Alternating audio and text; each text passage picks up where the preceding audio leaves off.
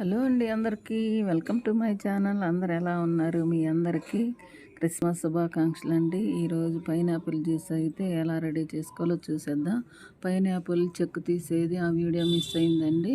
శుభ్రంగా మిక్సీ వేసుకొని వడకట్టుకోవాలి. వడకట్టుకున్న తర్వాత మనకి లెమన్ పిండుకుంటే చాలా టేస్టీగా ఉంటుంది. లెమన్ ప్రతి జ్యూస్లో మనం వాడుకుంటే ఇమ్యూనిటీ పవర్ అనేది చాలా బాగుంటుంది కదా, చాలా టేస్టీగా కూడా ఉంటుంది. మనం లెమన్ కట్ చేసుకొని ఒక గ్లాసులో ఒక గ్లాసులో ఒక నిమ్మ చెక్క పిండుకున్నట్టయితే మనకి జ్యూస్ అయితే రెడీ అయిపోతుంది. కొంచెం షుగర్ వేసుకుంటే ఇష్టమైన వాళ్ళు వేసుకోవచ్చు, నేనైతే వేయలేదు.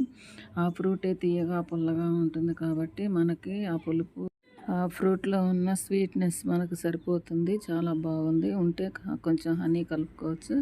నేనైతే న్యాచురల్గా లెమన్ ఆ జ్యూస్తోనే తాగేసానండి. చాలా బాగుంది. పుదీనా కూడా వేసుకొని ఆ నమిలి తింటే ఆ జ్యూస్తో పాటు నోరు ఫ్రెష్గా ఉంటుంది.